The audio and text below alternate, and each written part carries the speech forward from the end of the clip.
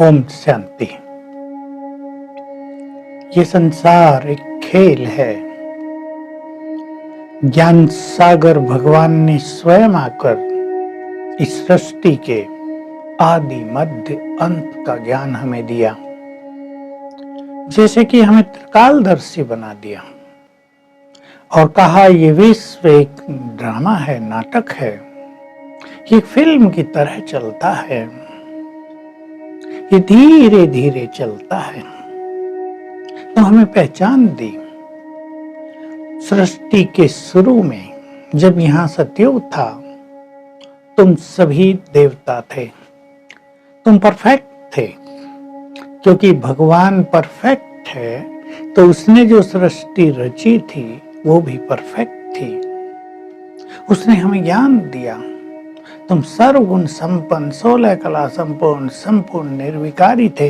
धीरे धीरे जन्म लेते लेते लेते चारों युग पास करके अब एंड में आए हो। ये विश्व एक ड्रामा है, हम सभी आत्माएं इसमें एक्टर हैं। ये देह हमारा वस्त्र है, भिन्न भिन्न वस्त्र पहनकर हम इसमें भिन्न भिन्न पार्ट अदा करते हैं। हमें रोल मिले हुए हैं, हम अपने अपने रोल प्ले करते हैं, हम एक्टर हैं।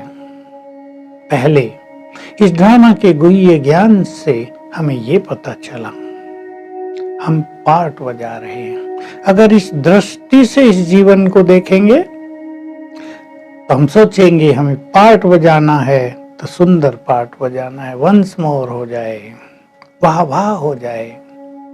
और भगवान ने अपने कुछ विशेष बच्चों को तो याद दिलाया, तुम हीरो एक्टर हो। वर्ल्ड की स्टेज पे जन्म जन्म तुमने हीरो पार्ट बजाए हैं। 5000 वर्ष का ये खेल है, ये लाखों वर्ष का खेल नहीं है। लोगों ने गलती कर दी, लाखों वर्ष दिखा दिया, उसकी न कोई हिस्ट्री हो सकती, न कोई ज्ञान हो सकता।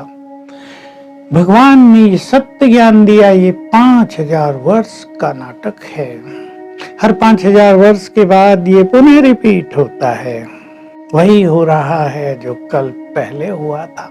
इस चारों युगों के चक्र को एक कल्प कहा भगवान ने, और ये रिपीट होता रहता है। क्योंकि आत्मा में, अब गुह्य बात क्या बताइए, आत्मा में उसके संपूर्ण जन्मों का पार्ट रिकॉर्डेड है, इसलिए वो अविनाशी है, वो चलता ही रहेगा, वो कभी एंड नहीं होगा। तो हम एक्टर हैं और फिर हैं हम हीरो एक्टर। तो जो हीरो एक्टर होते हैं उसके एक एक चीज का बड़ा महत्व होता है, उसे सारा संसार देखता है, उसे फॉलो करता है। हम भी ये याद रखेंगे, हम इस विश्व ड्रामा के हीरो एक्टर हैं। किसने हीरो बनाया हमें? स्वयं भगवान ने, जो स्वयं इसका डायरेक्टर है, मुख्य एक्टर है, क्रिएटर भी है। उसने तीनों बातें अपने लिए बोल दी। इन तीनों बातों को समझना तो काफी गुह्य है। ड्रामा का क्रिएटर, कैसे ये ड्रामा क्रिएट किया उसने, किसने सबको रोल दिया, ये बड़ा गुह्य ज्ञान है। ये ड्रामा चलता है मनुष्य आत्मा के कर्म और फिर उसका फल, कर्म और फिर उसका फल, कर्म और फल, ये चक्र चलता रहता है। इसको ही लोगों ने भाग्य कह दिया। तो ये इस तरह से खेल बना हुआ है, जिसने जो कर्म किया। अब आप एक आत्मा की कहानी देखो, सतयुग में वो आई, धीरे धीरे कलाई कम हुई। सतयुग त्रेता में पाप कर्म होता नहीं, लेकिन बैटरी तो थोड़ी थोड़ी डिस्चार्ज होती है आत्मा की। द्वापर से आई, कर्म करने, सुकर्म करने, विकर्म करने प्रारंभ हुए, उसका इफेक्ट हुआ। उसके अनुसार एक जन्म में जो कर्म किए, कुछ कर्मों का फल उसी जन्म में मिल गया, कुछ का बचा रह गया वो अगले जन्म में मिला। कुछ गर्भ में नष्ट हो गए, फिर दूसरे जन्म में कंटिन्यू हुए। इस तरह ये खेल चलता आया है। तो हम इस वर्ल्ड ड्रामा के हीरो एक्टर हैं। हमारे ऊपर बहुत बड़ी जिम्मेदारी है। सारा खेल हीरो एक्टर्स पर ही डिपेंड करता है, खेल की शोभा होते हैं वो। तो हम ध्यान देंगे हमारी हर एक्ट को सारा संसार देखता है, उसे फॉलो करता है। इतनी बड़ी जिम्मेदारी हो गई हमारे ऊपर। अब जो अपने को जैसा माने, आप अपने को छोटा एक्टर माने, फिल्म में छोटे एक्टर भी होते हैं, या हीरो एक्टर माने, पूरी फिल्म में आपका रोल रहेगा या थोड़े हिस्से में आपका रोल रहेगा, ये निश्चित आपको करना है आपकी योग्यताओं के अनुसार।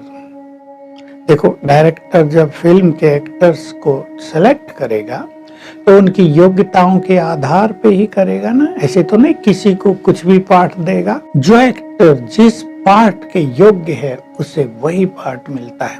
एक रहस्य आप समझ लें, जब सभी आत्माएं परम धाम में हैं, सभी अपनी संपूर्ण स्थिति में तो हैं, लेकिन सभी की संपूर्णता की डिग्री अलग अलग होती है। कोई 80 डिग्री पर संपूर्ण है तो कोई 20 डिग्री पर भी संपूर्ण है, तो कुछ 10 डिग्री पर संपूर्ण आत्माएं भी वहां रहती हैं। अब जिनकी डिग्री कम है उन्हें पार्ट भी एंड में ही मिलेगा। तो ये सुंदर खेल बना हुआ है, ये बहुत ब्यूटीफुल है। इसकी ब्यूटी को वही समझ सकते हैं जो इसके गुह्य रहस्यों को जानते होंगे, और इसके गुह्य रहस्यों को जानने के लिए हमारी बुद्धि ज्ञान से भरपूर, योग युक्त, हम सुदर्शन चक्रधारी हों, हमारी बुद्धि रिफाइन और डिवाइन हो गई हो, तो धीरे धीरे हम इस ड्रामा के गुह्य रहस्य को जानते जाएंगे। नहीं तो प्रश्न करेंगे लोग, ड्रामा में सब कुछ फिक्स है तो हम पुरुषार्थ क्यों करें। मैं तो सीधा उत्तर देता हूं, क्योंकि पुरुषार्थ करना भी फिक्स है, इसलिए तुम्हें करना ही होगा। तुम सोचो खाना क्यों खाएं, भूख आपको विवश करेगी खाना खाने के लिए। आप सोचेंगे ड्रामा में खाना खाना होगा तो खा लेंगे, हम क्यों खाएं। सोच के देखो, भूख आपको विवश करेगी खाना खाने के लिए। आप हाथ पे हाथ रख कर बैठ नहीं जाएंगे। हम पानी क्यों पिए, ड्रामा में होगा तो पी लेंगे। प्यास आपको विवश करेगी। इसको ही बाबा दोनों शब्दों में कहते हैं, ड्रामा तुमसे पुरुषार्थ कराएगा। पर क्योंकि हमें ये पता नहीं कि ड्रामा में हमारा कल क्या है, इसलिए हम पुरुषार्थ करते हैं अपने कल को सुंदर बनाने के लिए। तो ये प्रश्न वही पूछते हैं जिनको ड्रामा की गुह्यता का ज्ञान नहीं है, और ये ज्ञान बताने से नहीं आता, ये अंदर की उपज होता है। श्रेष्ठ ज्ञान, सूक्ष्म ज्ञान, जो डिवाइन नॉलेज है, वो किसी के बताने से प्राप्त नहीं होती। वो डिवाइन इंटेलेक्ट उसको कैच कर लेता है ईश्वरीय महावाक्यों से। भगवान ने अति गुह्य ज्ञान दिया, लेकिन हर एक नंबरवार अपनी अपनी बुद्धि के अनुसार उसको कैच कर रहा है। तो 5000 साल का ये मोस्ट ब्यूटीफुल ड्रामा, हम इसमें हीरो एक्टर सतयुग से लेकर कलयुग अंत तक हम पार्ट बजाते हैं, और हमारे पार्ट की ब्यूटी देखें, सभी अपने अपने पार्ट की ब्यूटी देखें। हम जब कलयुग के अंत में आए पार्ट बजाते हुए, मैं उन सब की बात कर रहा हूं जो ब्रह्मावत्स बने हैं, जिन्होंने इस धरा पर आए हुए भगवान को पहचाना है, जिसने उससे सर्वस्व प्राप्त कर लिया है, जिसने अपना जीवन, अपना सर्वस्व उसके हाथों में सौंप दिया है। मैं उनकी बात कर रहा हूँ। कितना सुंदर पाठ हुआ उनका। भगवान जब अपना धाम छोड़कर इस धरा पर आए, देवकुल की आत्माओं को पुनः जगाने के लिए, उनके सोए हुए देवत्व को जागृत करने के लिए, उन्हें संपूर्ण पावन बनाने के लिए, तो हम सब भी उनके साथ हैं। हम वही देवकुल की महान आत्माएं हैं जिनके अंदर देवत्व समाया हुआ है। अब भगवान ने जगा दिया। कितना सुंदर पाठ हमारा। लोग तो गा गा कर, सोच सोच कर, भजन कीर्तन करके खुश रहे। राधा की महिमा, गोपियों की महिमा, सबरी की महिमा, राम के साथ पाठ बजाने वालों की महिमा, और हम उनके साथ पाठ बजा रहे हैं, उनके हर पाठ को देख रहे हैं। सोच लो, भगवान कैसे स्वर्ग बनाता है संसार को, भगवान कैसे अधर्म का विनाश कराता है, किनके द्वारा, किनको निमित्त बनाकर वो संसार को दुखों से मुक्त करता है। किनको निमित्त बनाकर वो संसार में सुख शांति का राज स्थापित करता है। इन गुह्य रहस्यों को हम देख रहे हैं, जान रहे हैं और उसमें मुख्य पार्ट बजा रहे हैं। तो ड्रामा का एंड जो अति सुंदर है और थोड़ा सा भयानक भी है, उसमें हमारा पार्ट भगवान के साथ, भगवान हमारा साथी बन गया। अपने इस सुंदर पाठ को देखकर अपने भाग्य पर सभी गौरवान्वित हो जाएं।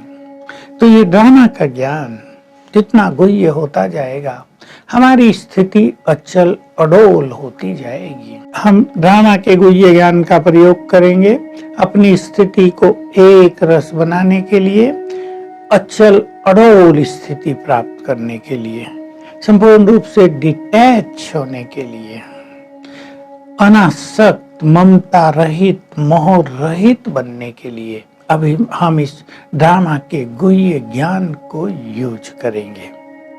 तो आगे बढ़ते हैं। बाबा, ब्रह्मा बाबा, मैं उदाहरण देता हूं, आपको बहुत अच्छी तरह समझ में आएगा और उसी तरह हम सब उसका प्रयोग करेंगे। भगवान ने यज्ञ रचा, ब्रह्मा के हाथ में दिया, ब्राह्मणों के हाथ में दिया। यज्ञ प्रारंभ हुआ तो असुरी संप्रदाय के लोगों ने यज्ञ में विघ्न डालने भी शुरू किए। बाबा के पास जो आए वो भी कई ट्रेटर बने। बाबा के अपने बच्चे भी विघ्नकारी बन गए। तो बाबा क्या कहकर अपने चित्त को शांत करता था? नथिंग न्यू, वही हो रहा है जो कल पहले हुआ था। चित्त शांत हो जाता था। क्यों हो रहा है? शिव बाबा मदद क्यों नहीं करता? शिव बाबा क्यों होने देता है? वो तो सर्वशक्तिवान है, नो क्वेश्चन। वो मदद कर रहा है, हम उसकी मदद को पहचाने। वो अपने यज्ञ को सुरक्षित रख रहा है, उसको हम समझ लें। लेकिन कुछ ऐसी गड़बड़ भी होती है तो वही हो रहा है जो कल पहले हुआ था। बहुत ही गहरी बात है, सभी यूज करें। अब ये वायरस आ गया संसार पे, आपदा विपदा आ गई है, छोटी नहीं है, बहुत बड़ी है। संसार के अनेक लोगों को इससे कष्ट हो रहा है। केवल कोरोना से कष्ट नहीं, और कई तरह के कष्ट इसने दे दिए हैं संसार को।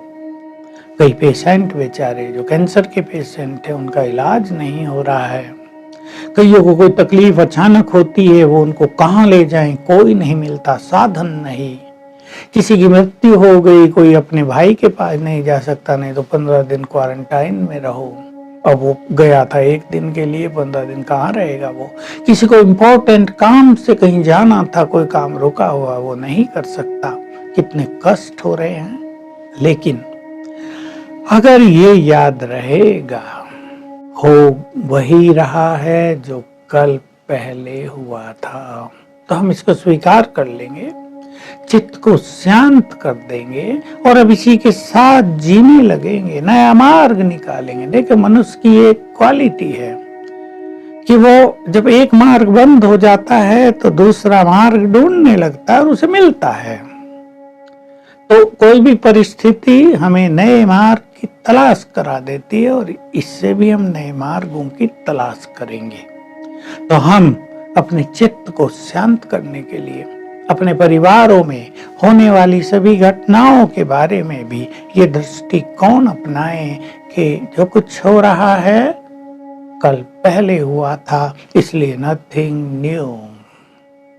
लोग भी कहते हैं, इस पर बहस होती रही इंडियन फिलोसॉफी में, संसार की फिलोसॉफी में, कि भाग्य प्रीडेस्टाइन्ड है, सब कुछ पहले से फिक्स है। अब लोग सोचते रहे पहले से फिक्स है, भाग्य बढ़ाया कर्म बढ़ा, ये पहले से फिक्स है, ये कैसे फिक्स हो गया? क्यों फिक्स किया भगवान ने इस तरह? उसका ऐसा रोल क्यों बनाया? उसका ऐसा क्यों बनाया?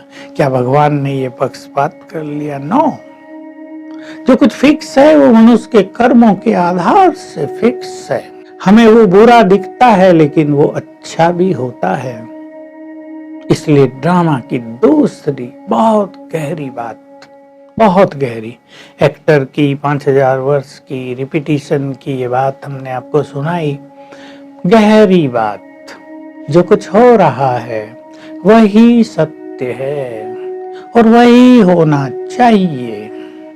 बहुत गहरी बात है, भगवान के महावाक्य हैं। जो कुछ हो रहा है जिसके साथ वही सत्य है और वही होना चाहिए। बहुत भारी बात है।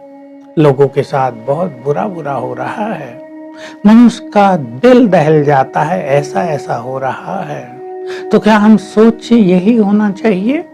सोचा नहीं जाता। ये क्यों हो रहा है, मनुष्य ऐसा सोचता है। ये नहीं होना चाहिए, ये भी मनुष्य सोचता है। लेकिन सोचो, ऊपर बैठकर भगवान जब इस नीचे के खेल को देखता है, वो भी देखता है ये गड़बड़ हो रही है, तो वो उनके आदि मध्य अंत के कर्मों के खाते को इमर्ज करता है, तो उसे दिखाई देता है कि ना इस कर्म का ये फल है, तो यही तो इन्हें मिलना है, ये मिलना ही चाहिए क्योंकि कर्म इन्होंने किया है। तो वो निश्चिंत है, वो साक्षी है, क्योंकि हम किसी के कर्मों की गति को, उसके क्या कर्मों का खाता है उसको नहीं जानते। इसलिए हमें प्रश्न उठता है ये क्यों हो रहा है। पर सत्य यही है, जिसके साथ जो कुछ हो रहा है वही सत्य है, वो उसके कर्मों का फल है। मैं कहानी सुना दूं आपको। आपने अभी अभी महाभारत की सीरियल देखी, कुछ चीजें उसमें दिखाते नहीं हैं, कुछ गुह्य बातें हैं। भीष्म पितामह बाणों की सैया पर लेटे हैं, बाण पार हो गए हैं, पीड़ा हो रही है। श्री कृष्ण जब उनके पास एक बार पहुंचते हैं तो कहा, वासुदेव बहुत पीड़ा हो रही है, बोलने की ताकत नहीं है।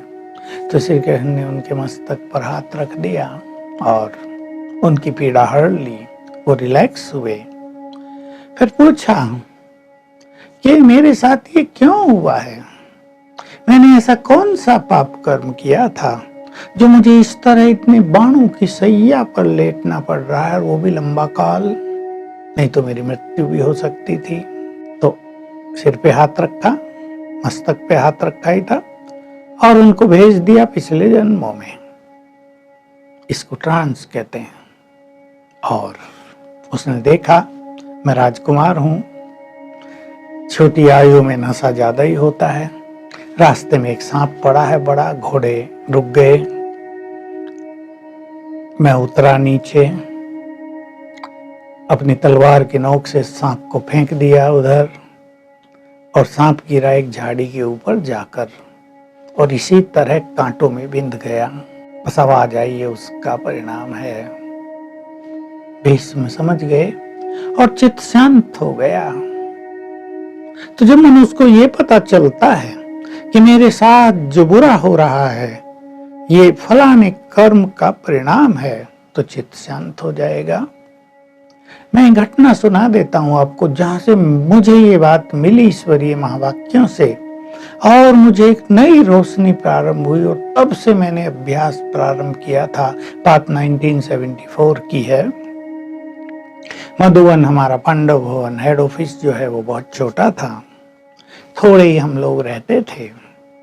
हमारी दीदी मनमोहिनी होती थी जो हेड थी, बुजुर्ग थी, उनको थोड़ी बहुत तकलीफ हो जाती थी। एक दिन उनको खून की उल्टी होने लगी और काफी खून गिर गया, तसला होता था उसमें, गिर गया काफी खून। जो देखें वो आंखें बंद कर ले। एक बुजुर्ग व्यक्ति का इतना ब्लड गिर जाए, डॉक्टर आए, इलाज विलाज हुआ, 3-4 दिन में वो सब स्थिति ठीक हुई। फिर अव्यक्त बाप दादा का आगमन हुआ। हम मधुबन निवासी थे, 30-35 होंगे बस। तो बाबा सबके बीच में आए और थोड़ी सी मुरली चलाकर, ये प्राइवेट मीटिंग्स होती थी, बाबा ने पूछा, जो कोई सीन तुमने देखा, संकल्प तो चले होंगे, किन किन की स्थिति पर असर आया, किन किन को बहुत बुरा लगा। सबने कहा सबको, हम सबको बहुत बुरा लगा, ऐसा नहीं होना चाहिए था। तब बाबा ने कहा, देखो ये महावाक्य भगवान के बिना कोई नहीं बोल सकते, क्योंकि दीदी को वो बहुत प्यार करते थे, दीदी ने उनके यज्ञ को संभाला हुआ था। स्वयं भगवान ने बोला, जो कुछ हो रहा है वही सत्य है, वही होना चाहिए। मैं तब छोटा था, पर मैंने फिर वही बात सोची, कि बाबा को तो हर आत्मा के कर्मों की सारी कहानी दिख जाती है ना फट से, और वो देखता है इस कर्म का ये फल है। सहज उतर गया, फिर भी भारी फल था, बाबा की मदद से वो हल्का हो गया। तो ऐसी बहुत सारी घटनाएं होती हैं जिनसे हमें समझ में आता है कि ये ड्रामा का खेल बिल्कुल एक्यूरेट चल रहा है, इसमें परिवर्तन की कोई गुंजाइश नहीं, ये परफेक्ट है, एक्यूरेट है और कल्याणकारी भी है। दूसरी घटना मैं सुनाना चाहता हूँ, बहुत प्रैक्टिकल है और इन सब से मैंने बहुत सीखा और हम सबको सीखने को मिलता है। गांधीनगर गुजरात की राजधानी, बहुत पहले की बात है। वहाँ एक छोटी कन्या 13 साल की सेंटर में रहती थी। उसके बाप को, वो अकेली कन्या थी, बाप थोड़ा बुजुर्ग था, बड़ी आयु में वो लड़की पैदा हुई थी।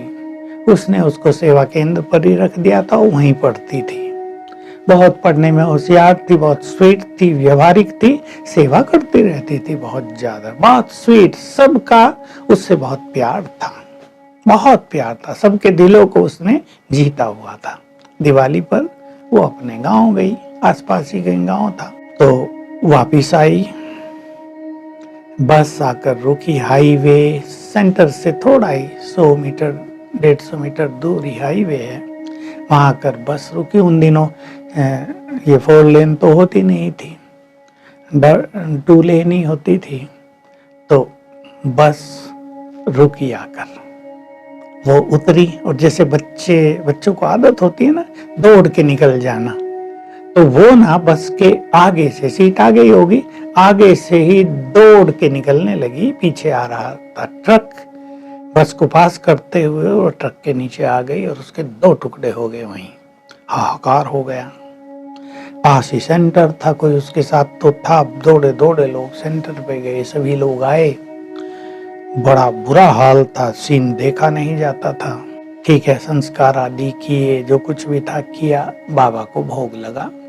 वहां की कैलाश बहनी संदेशी है, उसने भोग लगाया। बाबा से पूछा, बाबा ये क्यों हुआ? इतनी स्वीट आपकी बच्ची, सबके दिल को जीत लिया था इसने, बहुत सेवा करती थी ये छोटी भी, ऐसा क्या हो गया? बाबा ने कहा, बच्ची इसका बाप से बहुत प्यार था, यानी भगवान से बहुत प्यार था। अब इसके कर्मों का खेल था, इसके विकर्मों का खाता थोड़ा बड़ा था, तो बाप ने 1 सेकंड में बिना इसको कुछ कष्ट दिए इसका लंबा चौड़ा कर्मों का खाता नष्ट कर दिया। अब देखो भगवान की गति, नीचे वालों का सोचना और ऊपर वाले की गति, प्यार का रिटर्न दिया उसने। अब कोई कहेगा प्यार का रिटर्न एक्सीडेंट से, तो बड़ा निर्दयी है भगवान, लोग कह सकते हैं, लेकिन प्यार था उसके द्वारा कुछ दूसरे काम कराने थे। उसको आगे चल के उन पाप कर्मों के कारण कष्ट बहुत हो सकता था, इसलिए उसके पाप कर्म नष्ट करा दिया। आत्मा को तो पुनर्जन्म मिल गया, वो फिर बाबा का कोई बड़ा कार्य कर रही होगी। तो ड्रामा बना बनाया है, ये खेल बहुत सुंदर है, हम इसकी गुह्यता को जानते चलें।